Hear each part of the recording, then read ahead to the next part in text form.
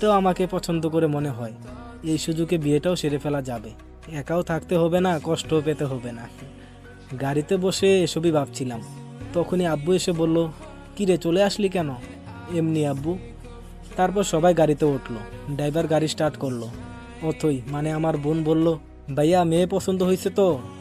রাফি বলল, আমি কি বলবো, তোদের পছন্দ হয়েছে নাকি সেটা বললেই হয়। আম্মু বলল, আমাদের তো বেশ পছন্দ হয়েছে। কিরে সানবি, তোর পছন্দ হয়েছে তো মেয়েটাকে? যে মেয়ের ভালোবাসার জন্য আজও চোখের পানি ফেলি, আর আমাকে বলতেছে মেয়ে কেমন লাগছে। আমি বললাম, মেয়ে তো দেখতে মাশাআল্লাহ অনেক সুন্দর, আর ভাইয়ার সাথে মানাবেও ভালো। আব্বু বলল, তাহলে তো হয়ে গেল, রাতে ওদের ফোন দিয়ে জানাবো বিয়ের কথা। অথই বলল, সেটাই ভালো হয়, আমিও একটা ভাবি পাবো। কিরে সানবি, তুই কবে বিয়ে করবি? আমি বললাম, করব কিছুদিন পর, সব কিছু গুছিয়ে নেই তারপর। কিন্তু আমি বললাম, করব কিছুদিন পর, সব কিছু গুছিয়ে নেই তারপর, কিন্তু তার আগে তোকে বিয়ে দিব। অতই লজ্জা পেয়ে বলে, আম্মু দেখো কি বলে। ভাইয়ার দিকে তাকিয়ে দেখলাম ভাইয়া মিটি মিটি হাসতেছে।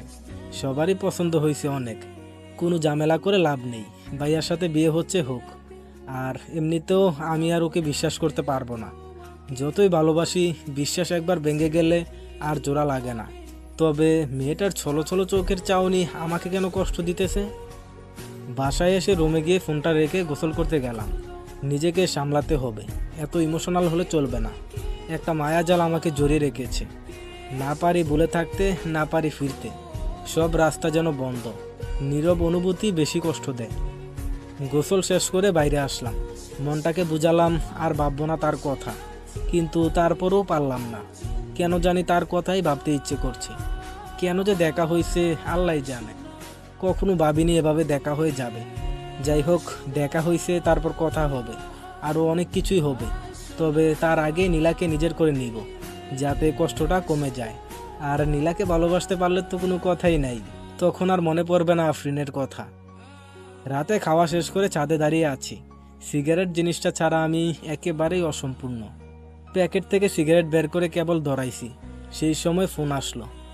ফোনটা রিসিভ করে বললাম, হ্যালো। উপাস থেকে সালাম দিল, আমিও সালামের জবাব দিলাম। উপাস থেকে বলল, জি চিনতে পারছেন আমাকে?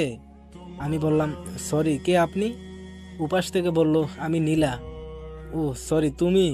ও বলল, তো কেমন আছো বলো? নীলা বলল, জি ভালো, আপনি? হ্যাঁ আমিও ভালো। নীলা বলল, আপনি কি ফ্রি আছেন? আমি বললাম, হ্যাঁ কেন?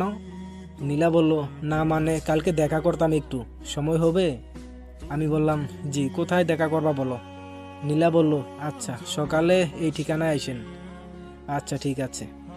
তারপর আরও কিছুক্ষণ কথা বলে ফোনটা কেটে দিলাম। কিন্তু বুঝতে পারতেছি না নীলা কেন কালকে ডাকলো।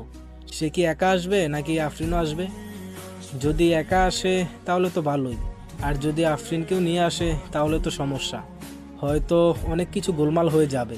আফরিনকে একা পেয়ে হয়তো কথা বলার ইচ্ছাটা প্রচণ্ড বেড়ে যাবে। বলতে পারবো কি, অনেক কথাই তো জমে আছে, আর